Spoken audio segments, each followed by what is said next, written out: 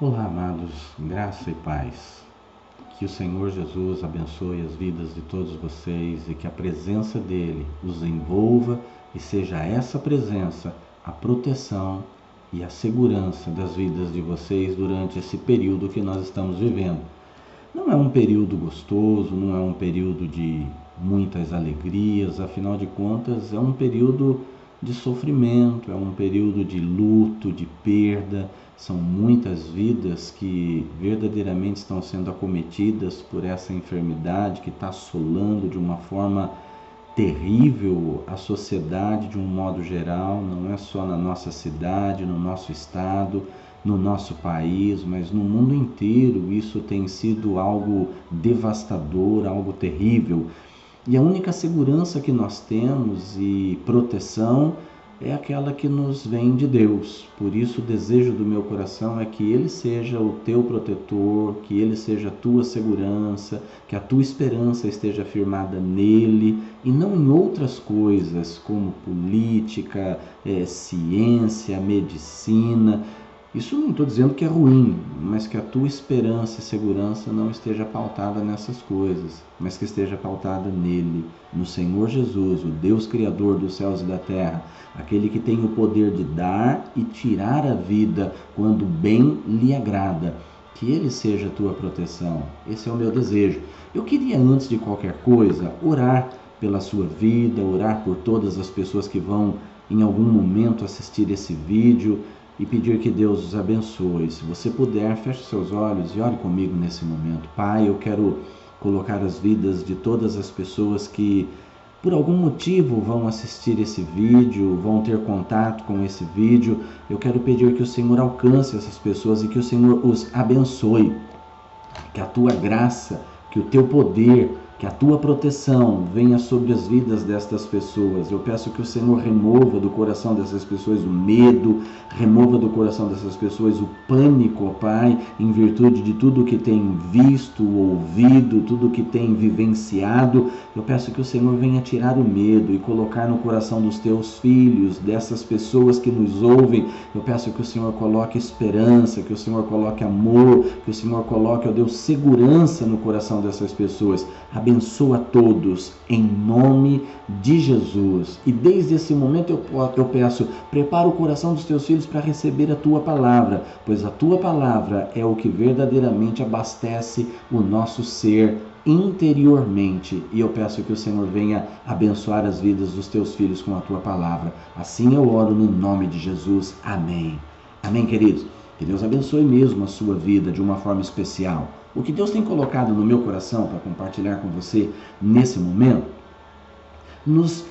de uma certa forma, nos leva a refletir um pouco o momento em que nós estamos vivendo. Eu queria abordar aqui um texto na palavra, e esse texto está no livro de Lucas, no capítulo 7, e eu queria ler aqui a partir do versículo 11, e ele fala sobre o filho da viúva de Naim. E é uma história um tanto conhecida. Com muita frequência eu volto para essa palavra, porque eu vejo nela esperança, eu vejo nela um alimento que pode literalmente suprir as nossas necessidades em tempos de dificuldade, em tempos em que nós estamos, de uma certa forma, nos enchendo de desesperança, até porque todas as fontes de informação que nós temos acesso hoje em dia, elas abastecem uma desesperança no nosso coração. São muito poucas as fontes que têm alimentado esperança no nosso coração. Por isso, voltar-se para a palavra de Deus com frequência é muito importante. E essa é uma das palavras que eu gosto de alimentar o meu coração em dados momentos. Então diz assim, a partir do versículo 11, no capítulo 7 do Evangelho de São Lucas. E aconteceu, pouco depois, ir ele à cidade chamada Naim, e com ele ia muitos dos seus discípulos e uma grande multidão. Isso me chama bastante atenção. Uma grande multidão seguia Jesus. Versículo 12 diz assim: E quando chegou perto da porta da cidade, eis que levavam um defunto, filho único de sua mãe, que era viúva, e com ela ia uma grande multidão da cidade. Eu fico observando atrás de Jesus e uma grande multidão. Atrás dessa viúva, cujo filho havia falecido, também ia uma grande multidão. Então nós temos duas multidões, uma seguindo Jesus e uma seguindo essa viúva. Versículo 13, para contextualizar a história, vai dizer assim: e vendo-a, o Senhor moveu-se de íntima compaixão por ela e disse-lhe: não chores. E chegando-se, tocou o esquife, e os que o levavam pararam, e disse Jesus: jovem, eu te digo, levanta-te. E o defunto sentou-se e começou a falar, e entregou-o à sua mãe, e de todos se apoderou temor, e glorificavam a Deus, dizendo: um grande profeta se levantou entre nós, e Deus visitou o seu povo. É tremenda essa passagem, porque dependendo da forma como você olha para ela, ela vai suprir algumas necessidades de dentro do nosso coração. Eu ressaltei o fato de duas multidões estarem seguindo pessoas distintas. Uma delas era Jesus. E quando a gente busca o conhecimento acerca da pessoa de Jesus, a gente chega a algumas conclusões relacionadas à pessoa de Jesus. Jesus é o autor da vida, Jesus é aquele que promove a salvação, Jesus é amor, Jesus é libertação. Quando a gente começa a pesquisar sobre a vida de Jesus, o que a gente encontra na vida de Jesus são coisas extremamente boas e que literalmente são necessárias na nossa vida. Nós precisamos de Jesus porque Ele é o Salvador e nós precisamos de salvação. Se nós pararmos para entender o contexto de toda a história da humanidade desde o Éden, a gente vai ver que a partir do momento em que o homem desobedeceu a Deus ali no Éden, algo ruim aconteceu, uma separação de Deus e do homem. Na verdade, do homem e Deus, né? Porque não partiu de Deus essa separação, mas do homem essa separação. E a partir do momento que essa separação se estabeleceu, o homem ele perdeu o direito de viver com Deus. Isso quer dizer, não tendo o direito de viver com Deus e viver sem Deus, significa uma vida sem propósito, uma vida sem sentido, uma vida literalmente sem futuro. E Jesus ele é aquele que veio para restaurar esse elo, para resgatar o homem, para levar o homem de volta à presença de Deus, promover salvação, salvação de uma condenação eterna a que o homem estava sujeito por causa da desobediência. Jesus veio para resgatar o homem e trazer o homem de volta para Deus. E nós precisamos dessa salvação. É impossível viver uma vida plena, viver uma vida boa, viver uma vida, como a palavra nos diz, que Jesus veio para nos dar vida e vida com abundância. É impossível viver uma vida abundante separado de Deus, carente dessa salvação. Então nós vemos na pessoa de Jesus que Ele é alguém que tem muito para nos oferecer. E aqui a Bíblia fala que havia uma multidão que andava após Jesus, mas também fala de uma outra multidão que andava atrás de uma mulher cujo filho havia morrido. Se a gente parar para fazer uma análise, até porque não existem muitos relatos sobre a vida dessa mulher, que possamos conhecer a vida dela, apenas vemos aqui um fato inusitado, uma mulher que estava levando para enterrar o seu filho. Era uma mulher viúva, não tinha marido, então a probabilidade de ter outros filhos cessara por ali, pelo menos até esse momento, e o único filho que ela tinha havia falecido. Então nós vemos uma mulher carregada de sentimentos ruins, carregada de sentimentos de perda, de morte. Na Bíblia não fala qual era a condição do marido, se havia morrido. Bom, fala, né? Porque fala que era uma viúva, com todo respeito, só voltando aqui no versículo 12, assim, que era viúva. Então, havia perdido o marido, havia perdido o filho. Era uma mulher que carregava uma história de morte. A gente vê uma multidão que acompanhava a vida e agora a gente vê uma multidão que acompanha a morte. Isso me abre os olhos para um contexto momentâneo muito interessante, porque o que a gente vê no mundo, na história do mundo, o que nós estamos presenciando hoje em dia é uma história de morte também. A gente, quando olha para os noticiários, as fontes que abastecem de informação a nossa psique, a gente vê que há muita morte acontecendo. E a gente vê uma multidão literalmente caminhando sem esperança. É o caso dessa mulher, é o caso das pessoas que estavam com ela, lamentando as perdas dela, impressionado com as perdas dela, uma multidão que estava se enchendo de desesperança, de tristeza e de perdas.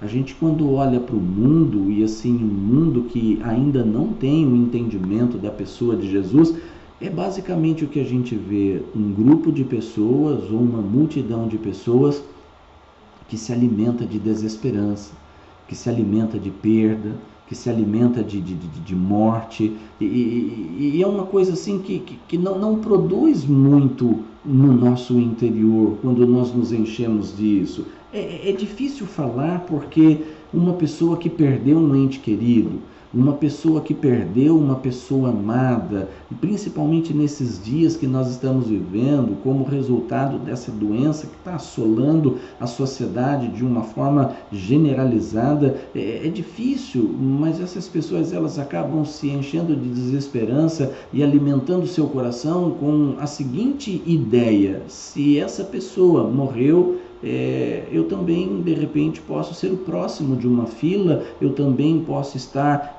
dentro desse contexto de pessoas que vão ser acometidas por essa enfermidade. A grande verdade é que quando nós olhamos para as coisas ruins que estão acontecendo ao nosso lado, nós alimentamos o nosso coração de coisas ruins. Quando nós olhamos para os noticiários, que são notícias ruins, nós alimentamos o nosso coração de coisas ruins. Quem segue uma pessoa que literalmente tem coisas ruins que está vivenciando, não tem motivos para se alegrar, não tem motivos para alimentar esperança. Eu fico pensando nessas duas multidões, a que seguia Jesus e a que seguia essa viúva. A multidão da viúva não tinha motivos para se alegrar. Era uma multidão que caminhava até um destino, onde iria velar e enterrar o corpo do menino, filho dessa viúva. Era uma multidão que verdadeiramente a única coisa que eles tinham para se apegar era na tristeza. Mas a gente vê aqui, por outro lado, que caminhando na direção daquela cidade também vinha uma multidão que seguia uma pessoa que, por sua vez, alimentava os seus seguidores de algumas coisas diferentes. Alimentava os seus seguidores de esperança, alimentava os seus seguidores de paz, alimentava os seus seguidores de alegria, alimentava os seus seguidores de segurança, alimentava os seus seguidores de certeza, alimentava os seus seguidores de fé, alimentava os seus seguidores de coisas tão preciosas que nós não temos mais encontrado nos nossos dias. Talvez porque as multidões no meio das quais nós estamos, talvez não estejam seguindo a pessoa certa. Aqui nós temos a pessoa de Jesus e a pessoa dessa viúva. A pergunta que eu, dentro dessa ministração, quero fazer para você: a quem você segue nesses dias? A viúva? E o alimento que você está recebendo é desesperança? Ou você segue a Jesus? Consequentemente, o alimento que você recebe é um alimento de esperança. Como o seu coração ele se move nesses dias? Atrás do que o seu coração corre nesses dias? Quando você para olhar para dentro de si, o que é que você identifica no seu interior? Esperança ou desesperança? Medo ou coragem? O que é que está dentro de você? Na verdade, quando nós andamos atrás de alguém, nós absorvemos aquilo que essa pessoa exala.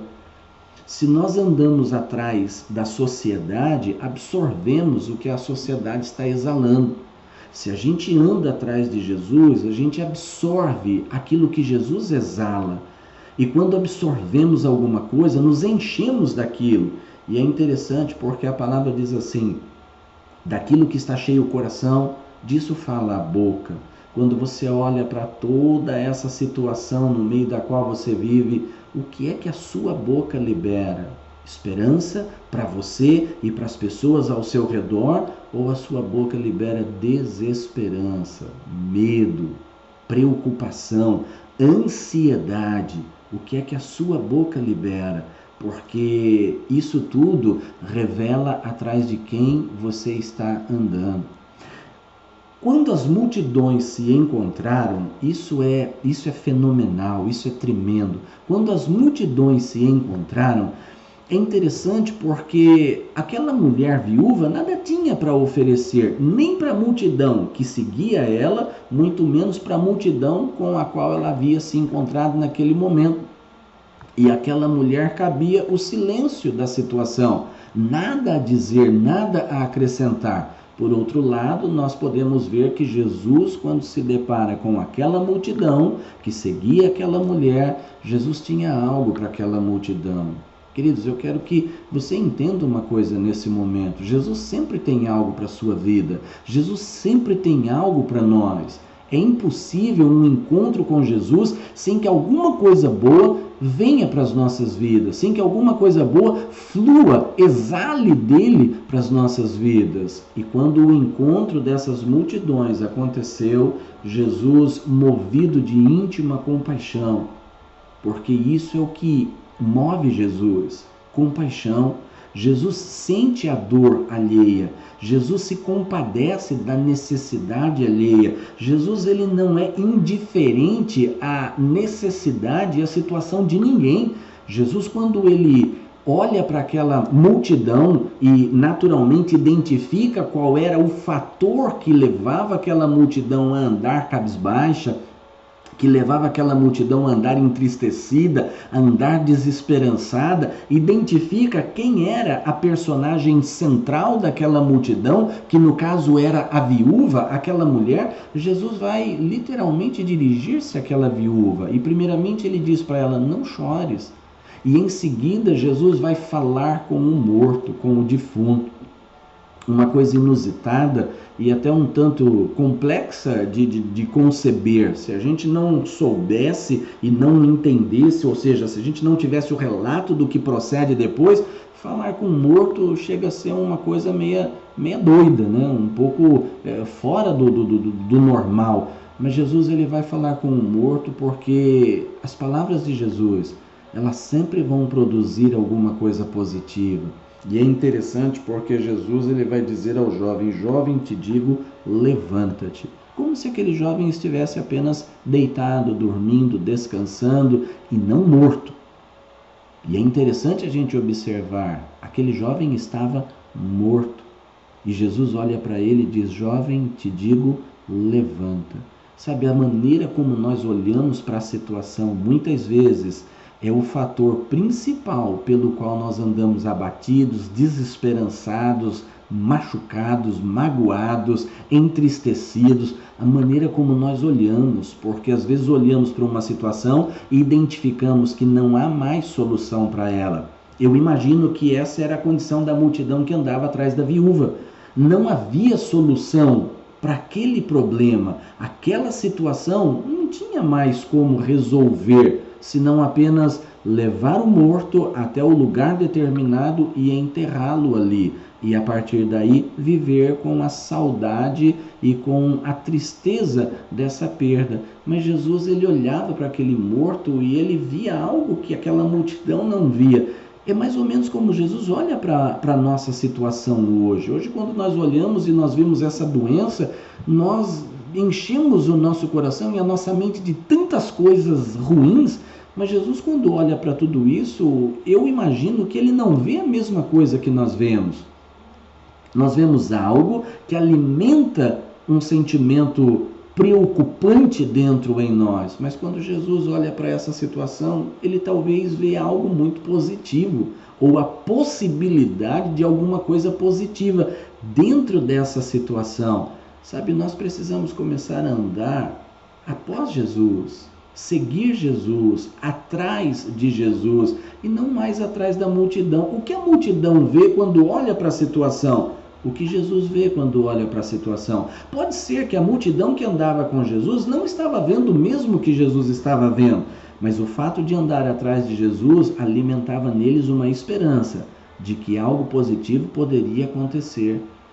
Sabe, nós precisamos nesses dias acompanhar um pouco mais Jesus de perto e entender um pouco melhor o que Jesus pode fazer, como Jesus age no meio dessas situações diversas, dessas dificuldades, as quais nós não temos solução para ela, as quais nós diante dela nos desesperançamos, mas nós precisamos acompanhar Jesus um pouco mais de perto e ver o que é que ele faz, como ele age, como ele interage diante dessas situações e quais os resultados daquilo que ele está fazendo. Porque quando Jesus fala com o jovem, jovem, eu te digo, levanta, o jovem levantou-se. Aquele que estava morto ressuscitou no momento em que Jesus o chama para a vida, no momento em que Jesus o intima a levantar-se, ele ressuscitou. E tendo ressuscitado, a palavra diz que Jesus entrega a sua mãe, ou seja, aquela mulher que estava saindo da cidade com uma perda, naquele momento ou naquele ponto do seu trajeto, ela vai retornar com uma vitória inusitada. Ela vai retornar com a ressurreição do seu filho. Eu não sei como você está caminhando nesses dias, o que você está carregando nesses dias, a quem você está seguindo nesses dias, mas o que eu sei é que no momento em que você se encontrar com Jesus, no momento em que você deixar Jesus tocar a sua vida, alguma coisa vai acontecer, de maneira que esse vai ser um ponto que vai marcar a sua vida para sempre. Até aqui eu carreguei isso, daqui para frente Jesus me permitiu carregar algo diferente. Aquela mulher saía da cidade carregando morte. Aquela mulher vai voltar para a cidade carregando vida. E tudo porque ela teve um encontro com Jesus. Talvez você, na sua vida, está carregando morte, tristeza e desesperança. Tenha um encontro com Jesus hoje. E você vai retornar carregando vida, porque vida é o que Jesus exala, vida é o que emana dele, vida é o que ele proporciona para todos aqueles que o acompanham de perto. Olhe para Jesus, olhe para Jesus. A palavra diz que olhando para ele nós somos iluminados. Se havia escuridão nas nossas vidas, olhando para ele é dissipada essas trevas, essa escuridão. Olhando para ele, a luz brilha no nosso coração. Poderíamos até dizer assim, nós estamos vivendo um tempo de trevas, de muito medo e ansiedade, junto com muita preocupação. Olhando para ele, tudo isso pode ser dissipado, tudo isso pode ser subtraído, porque Jesus exala vida. Vida, vida é o que Jesus tem para mim, é o que Jesus tem para você. Querido, deixa Jesus tocar a sua vida. Quando isso acontecer, tudo vai mudar. Ah, mas eu já conheço Jesus, eu já ando com Jesus. Conhecer Jesus, andar com Jesus é diferente de ser tocado por Jesus. Conhecer Jesus, andar com Jesus é diferente de ser tocado por Jesus. Deixa Jesus tocar a sua vida hoje. Talvez você me pergunte, mas pastor, como Jesus pode tocar a minha vida? A palavra de Deus é o meio através do qual ele toca você. Mas como assim? Na medida que você lê as Escrituras, na medida que você compreende as Escrituras, e preste atenção, na medida que você coloca essas Escrituras em prática, na medida que você começa a obedecer a palavra, Jesus está tocando a sua vida. O toque de Jesus em nós se dá no momento em que a nossa vida é transformada, é impulsionada, é motivada a colocar em prática o que a palavra dele nos ensina. Quando você pratica o que a palavra ensina, você está sendo tocado por Jesus. Deixa Jesus tocar a sua vida. Deixa ele tocar o seu coração. A sua mente vai ser transformada, vai ser mudada. Se o que você carrega é ansiedade, é preocupação, é medo, a sua mente vai ser transformada e ela vai carregar alegria, paz, esperança, segurança, vida.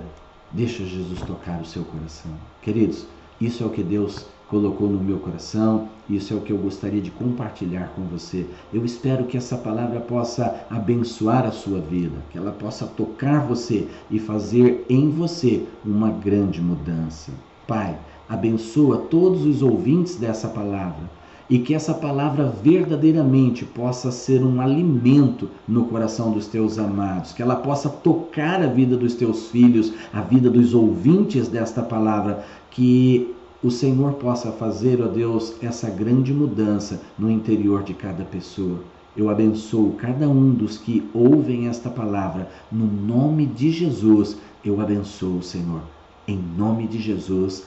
Amém e glória a Deus. Que Deus abençoe a todos vocês e até uma próxima oportunidade onde juntos iremos compartilhar da palavra. Que Deus abençoe a todos. Fiquem todos na paz.